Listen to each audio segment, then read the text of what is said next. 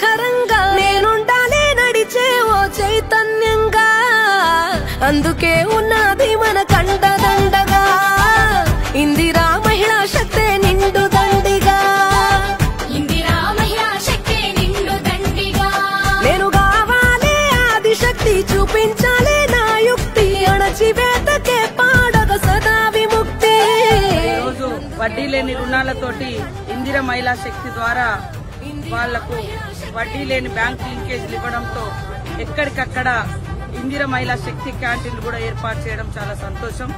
ఈరోజు మా ములుగు నియోజకవర్గం మహబూబాద్ జిల్లా పాకాల్ కొత్తగూడెం మండల కేంద్రంలో మరి మహిళా సోదరిమణులు ఇక్కడ ఇందిరా మహిళా శక్తి క్యాంటీన్ పెట్టుకుని మా చేతుల మీదుగా ప్రారంభించడం జరిగింది. నాతో పాటు పాల్గొంటున్నటువంటి మా మహిళా సంఘ సభ్యురాళ్లకు, అదేవిధంగా సెర్ప్ అధికారులకు, డిఆర్డీఓ గారికి, ఇతర అధికారులకు అందరికీ కూడా పత్రికా మీడియా సోదరులకు శుభాకాంక్షలు తెలియజేస్తూ ప్రతి మహిళ ఆర్థికంగా ఎదిగితే ఖచ్చితంగా ఆ ఇల్లు కూడా అభివృద్ధి చెందుతుంది.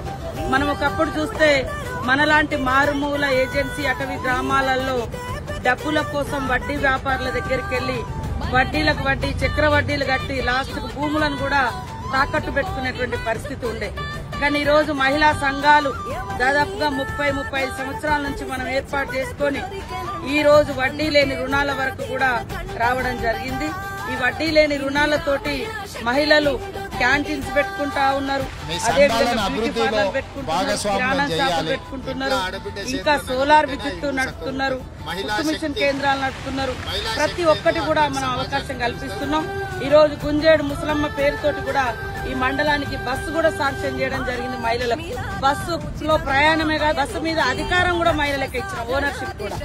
అట్లా ఒక్కొక్కటి అభివృద్ధి చెందాలి అనే ఉద్దేశంతో కాబట్టి ఈ రోజు మహిళలందరూ కూడా అభివృద్ధి చెందితే ఆ సమాజం అభివృద్ధి చెందినట్టుగా భావించడం జరుగుతుంది.